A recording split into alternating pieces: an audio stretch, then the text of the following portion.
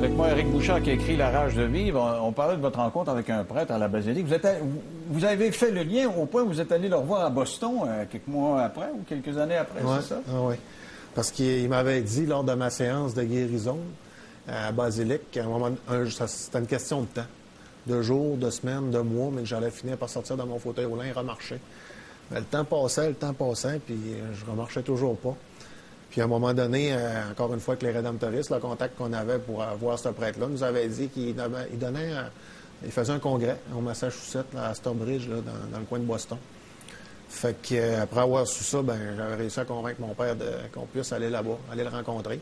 Parce que là, il devait achever ce qui avait commencé. Ouais. Parce que il se passait pas grand-chose. Hein. Puis c'était une idée fixe. Je devais remarcher. Je pouvais pas rester dans le fauteuil.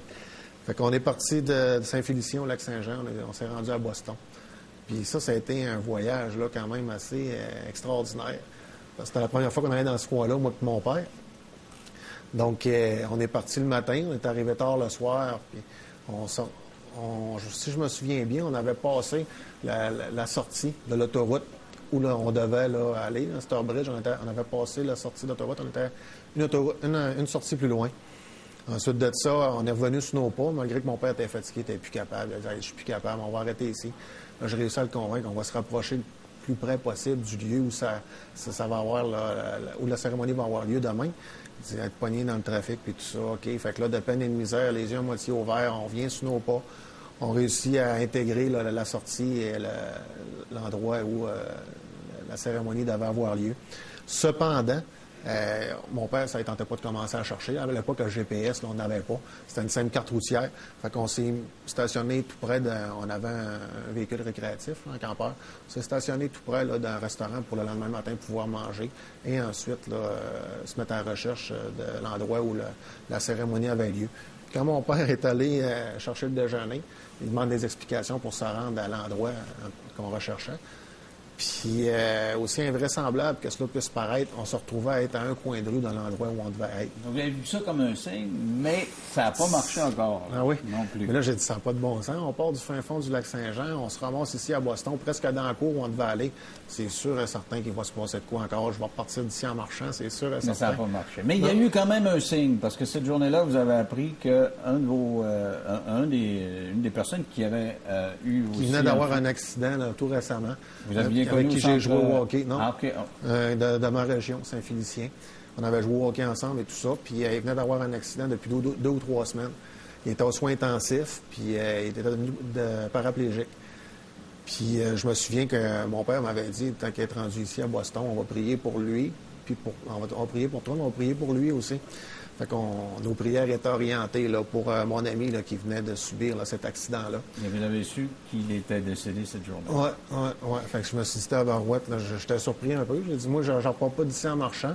On a prié pour lui. Au moins, si c'est lui qui remarche, mon père a dit, il marche.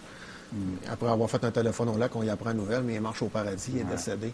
Je dis, au moins, il y en a un qui est libéré. Avez-vous eu des idées suicidaires vous-même? Parce que c'est des idées qui arrivent. C'est sûr, là, je ne pourrais pas vous le cacher. Là. Et ça a été des idées suicidaires jusqu'à y penser de façon très sérieuse parce que quand je voyais que je n'étais pas capable de remarcher puis que le miracle supposé n'arrivait jamais, je me suis dit, gars, j'ai dit, ça n'a pas de bon sens, je peux pas vivre comme ça. Là. Vous avez eu un pacte de suicide, je pense, avec des amis qui étaient dans la même condition, puis c'est juste à la fin que vous avez finalement décidé de ne pas y aller. Moi, je me suis rendu, c'est ça, juste qu'on avait planifié, organisé ça. On entretenait le même but commun, mais finalement, il y en a un qui s'est désisté. Ensuite, moi, je me suis désisté, le plan a avorté. Mais vous n'aviez pas enregistré une vidéo, justement, pour expliquer votre geste? Oui, c'est parce que j'étais convaincu là, que j'avais plus d'autre issue. Donc, la mort, pour moi, était maintenant la seule délivrance parce que je voulais pas vivre paralysé. Je pensais pas que je pouvais faire ma vie comme ça. Et je me suis dit, non, c'est trop pénible, je serais pas capable. Là, j'ai dit, en faisant une vidéo, je vais pouvoir expliquer à mes proches pourquoi. C'est pas que je suis un lâche. Mais c'est juste que je suis pas capable de composer avec cette vie-là, tout simplement. Mais vous avez appris à composer. C'est ça qui est extraordinaire dans la deuxième partie du livre, c'est que vous nous racontez que vous êtes allé au cégep, vous avez fait votre droit, vous avez fait votre barreau, et vous nous racontez ce qui était difficile. Qu'est-ce qui a été le plus difficile, se refaire une vie comme ça? Ça a été de reconquérir son autonomie.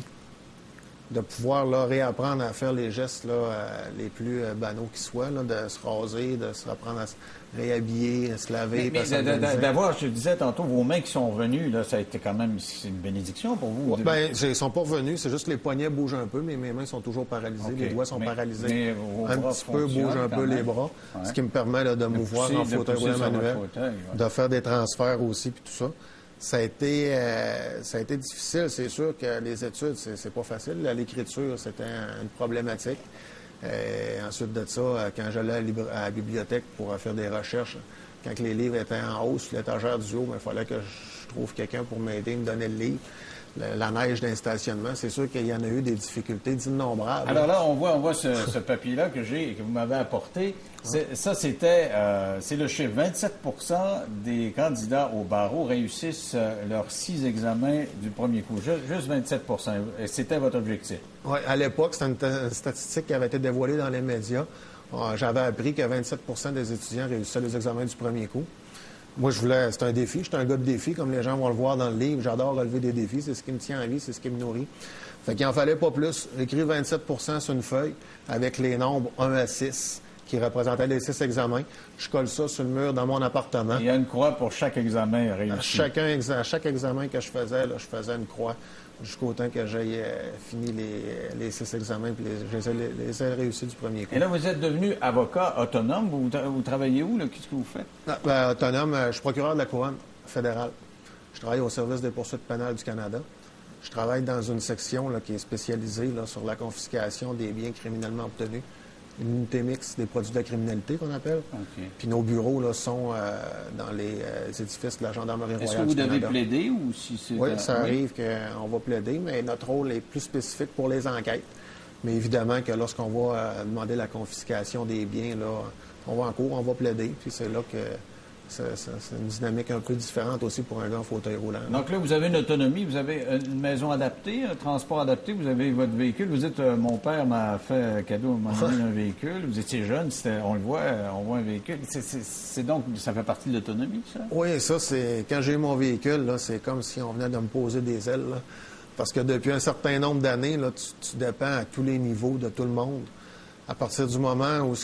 Puis ensuite de ça, j'allais au cégep, mais en transport adapté, c'était long et c'était pas toujours facile. Je restais à 15 minutes du cégep. En transport adapté, ça pouvait me durer 45 minutes, le transport. Fait que mon père dit, écoute, il dit, je vais t'acheter un véhicule, puis poursuivre tes études, parce que des fois, tu sais, il y a eu des hauts, des bas. Je me disais, je devais continuer. Puis le fait d'avoir eu ce véhicule-là, ça m'a procuré... c'est là que ça fait la différence. Là. Ah, ça a changé ma vie, là. À partir du moment où tu vas aller où tu veux, quand tu veux, tu n'attends plus à Et là, votre maison est adaptée aussi, je crois. Oui. Adapter. Oui. Vous expliquez que vous êtes tombé en amour sur le temps. Vous avez eu un tas de femmes dans votre vie. Alors, c'est écrit, je suis un gars passionné, puis j'ai eu beaucoup de femmes. Donc, ça vous a pas empêché de cruiser ou quoi? Non, j'ai été chanceux de ce côté-là. Disons que j'ai toujours eu des copines dans ma vie. Toujours été pas mal en couple. Ça avait débuté là, avant mon accident, l'âge de 15 ans. Puis en ayant mon accident, je me suis dit, ça y est, c'est fini. Il n'y a jamais une femme qui va pouvoir s'intéresser à moi. Puis finalement, non, ça m'a jamais nuit. J'ai toujours été, dans les 19 dernières années, en couple. Puis de relation en relation, par exemple, parce que j'ai peur un peu de l'attachement, peut-être l'engagement. Je sais pas, Est-ce que vous réussissez à avoir une relation d'égal à égal? Est-ce que des fois, elles n'ont pas tendance à materner, devenir infirmière ou je sais pas quoi? Bon, c'est sûr qu'il ne faut pas tomber dans le piège non plus, là, mais ça peut être... Effectivement, la plupart des femmes que j'ai réussi à séduire, c'est des femmes qui sont maternelles, altruistes, qui aiment aider les gens puis qui ont des qualités à ce niveau-là. On ne se le cachera pas parce qu'inévitablement, là... ça prend tout le temps un petit coup de pouce un peu plus qu'un couple normal. Là. Si on va à un endroit et qu'il y a un seuil de porte, il va falloir qu'elle me donne un petit coup de pouce pour m'aider ou des trucs du genre. Mais je pense que c'est...